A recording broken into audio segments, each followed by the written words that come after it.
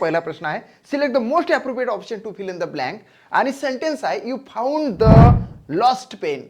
Blank आणि question mark. या blank आणि क्वेश्चन मार्क मध्ये आपल्याला क्वेश्चन टॅग टाकायचा आहे. ऑप्शन आहे don't you, didn't you, haven't you and it isn't it. Positive sentence असेल तर निगेटिव्ह टॅग. या ठिकाणी पॉझिटिव्ह सेंटेन्स असल्या कारणाने डीड न घेता आपण डिडंट घेणार आहोत. त्यानंतर यू या ठिकाणी प्रोनाउन आहे, तो जैसे ते उचलणार आणि त्याच्या पुढे टाकणार, म्हणजे डिडंट यू असं क्वेश्चन टॅग येतो आणि आन्सर तयार होते second option is the right answer of this question. चला दुसरा प्रश्न आपण घेऊ. He was the first man to row single handed आणि ब्लँक आहे द अटलांटिक. मराठीमध्ये असा अर्थ होतो की एकटा मनुष्य होडी घेऊन अटलांटिक त्याने पूर्णच्या पूर्ण समुद्र पार केलेला आहे.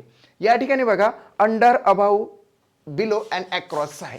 अक्रॉस म्हणजेच जर एका तीरावरून दुसऱ्या तीरापर्यंत जर जात असेल तर त्या ठिकाणी प्रेपोजिशन लागते, ते म्हणजेच across. Fourth option is the right answer of this question. तिसरा प्रश्न आहे, पैस ही कादंबरी कोणी लिहिलेली आहे?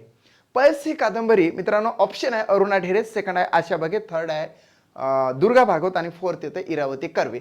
या ठिकाणी पैस ही जी कादंबरी आहे तर ती कादंबरी नसून ललित लेख संग्रह आहे.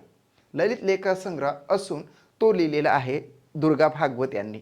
चौथा प्रश्न आहे, खालील पर्यायी उत्तरामधील संयुक्त वाक्य आपल्याला शोधायचं आहे. आता तुम्हाला संयुक्त वाक्य कसं शोधायचं तुम्हाला माहितच आहे.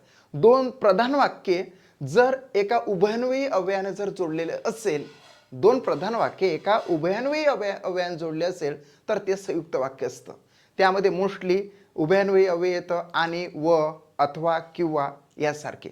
या ठिकाणी बघा मी रोज फोर्थ ऑप्शनमध्ये तुम्हाला दिसून येते, सर्व ऑप्शन सारखेच दिसतात, मात्र फोर्थ ऑप्शनमध्ये काय आहे तर उभयान्वयी अव्यय वापरण्यात आलेला आहे व.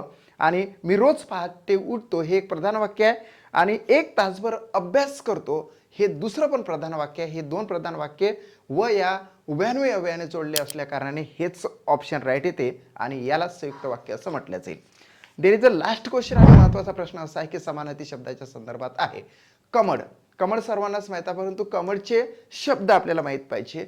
कमळाला आपण राजीव म्हणतो, पंकज म्हणतो, अंबुज म्हणतो, नीरज म्हणतो, सरोज म्हणतो. का म्हणतो? ज म्हणजे जन्मलेला किंवा उत्पन्न झालेला. जर आपण पंकज म्हणत असेल तर पंक म्हणजे चिखलात जन्मलेला असं त्याचा अर्थ होतो. म्हणून आपण आन्सर या ठिकाणी घेणार आहोत. कमळ या शब्दाचा समानार्थी शब्द या ठिकाणी सरोज आहे. रत्नाकर म्हणजे समुद्र होते, निकेतन म्हणजे घर, गेह किंवा गृह होते आणि दिनकर तर तुम्हाला माहीतच आहे सूर्याचं नाव आहे. That's it complete. जर का तुम्हाला माझा व्हिडिओ आवडला असेल तर MPSC स्मार्ट लर्निंगला निश्चितच सबस्क्राईब करा. मित्रांना तुमच्यावाल्या व्हिडिओ शेअर करा.